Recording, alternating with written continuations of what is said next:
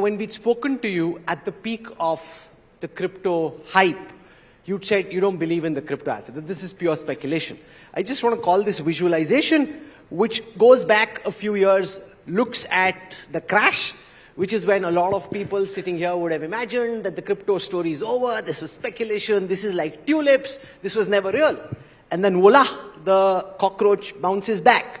Now, when you look at this chart now, more and more serious traders and firms are looking at crypto as an asset, saying if it survived so many falls, there is some underlying resilience, which even if doesn't make sense simplistically, but obviously is there, which is why it's kind of bounced back. And now, given the fact that crypto supply is also coming down, in the context of how market fundamentals are moving at this moment, is that leading the government also potentially to reassess its position on cryptos?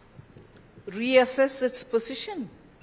Its position has always been this, that assets created in the name of crypto can be assets for trading, assets for speculation, assets for money making, assets for many other things. We hadn't regulated them then, we haven't regulated them even now, but they cannot be currencies is what I've always held, and that's the Government of India position also.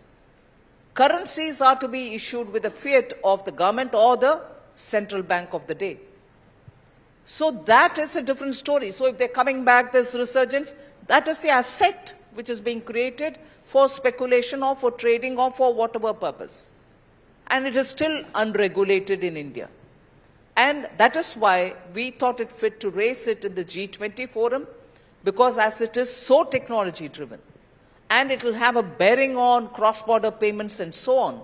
If one country regulates and others don't, it will be an easy way of moving money, round-tripping or funding drugs or even terrorism and so on. So we wanted to create a kind of a framework by taking it to the level of G20. It has been very well received, and I'm sure there will be some framework emerging.